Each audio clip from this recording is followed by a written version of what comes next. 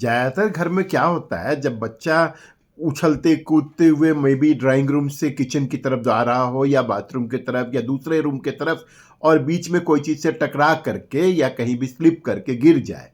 और वो रोने लगे, क्योंकि वो ऑब्वियसली चोट तो लगी है उसको, तो रोएगा तो जरूर। पापा उधर से दौड़ते हुए आते हैं या मम्मी आती हैं और बोलती है, केस नंबर 1 क्या बोलती है, अरे कुछ नहीं हुआ बेटा, ये अब तो बहुत स्ट्रांग हो, कुछ नहीं, चलो चलो चलो, हंसो हंसो हंसो, रो क्यों रहे हो यार। देखिए, ये रिएक्शन गलत है। बच्चे को लगेगा कि मेरी इमोशंस को समझा नहीं जा रहा है,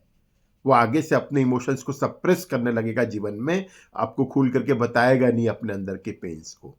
क्योंकि वो समझेगा कि मेरे पेन्स को तो कोई इंपॉर्टेंस ही नहीं देता है। केस 2, आप बोलते आप उस फर्श को या उस चेयर को जिससे वो टकराया है उसको पीटते हैं धीरे धीरे अपने हाथ से, और बोलते हैं कि गलती आपकी कुछ नहीं है, ये चेयर यहाँ क्यों था, ये चेयर को आप डांटते हैं, कुछ ना कुछ बोलने लगते हैं, या फिर फर्श पर किसी ने अगर पानी गिरा दिया था जिससे वो स्लिप हुआ है तो उस व्यक्ति को डांटने लगते हैं जिसने पानी गिराया था, या मतलब बच्चे को बोलते हैं तुम्हारी कोई गलती नहीं है, जो भी हुआ है इसका रिस्पॉन्सिबल कोई और है। ये भी एक गलत रिएक्शन है, क्योंकि तब बच्चा इंटाइटल्ड समझता है कि मुझसे तो कोई गलती हो ही नहीं सकती, और जीवन में जब भी कुछ गलती करेगा उसके अंदर बचपन से ही फीडिंग है कि मेरी तो कोई गलती हो ही नहीं सकती, वो दूसरों पर ब्लेम गेम खेलेगा, कभी जिम्मेदारी नहीं लेगा अपनी गलतियों की। तीसरा क्या है,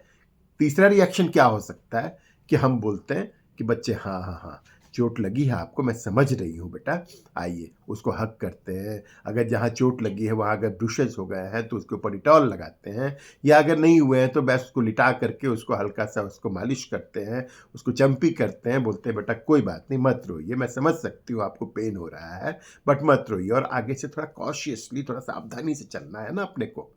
अब देखिए, वो चेयर तो नहीं समझेगा, वो पानी जो गिरा हुआ है वो तो नहीं समझेगा, तो अपने को ही थोड़ा केयर लेके चलना पड़ेगा ना। इस तरह से बच्चे रिस्पॉन्सिबल भी होंगे, इस तरह से आपसे इमोशनली कनेक्टेड भी होंगे कि मम्मी या पापा मेरा दर्द समझते हैं, मेरे पेन को समझते हैं, और वो रिस्पॉन्सिबल भी होंगे कि मुझे आगे से किस तरह चलना है, घर के अंदर या बाहर भी। गलती उनकी खुद की थी, ये वो धीरे से रियलाइज करेंगे, लेकिन उसको प्यार से ये बात बोलते हुए बोलेंगे अगर आप तब। तो आगे से बच्चा जब गिरे तो कैसे रिएक्ट करना है। Thank you.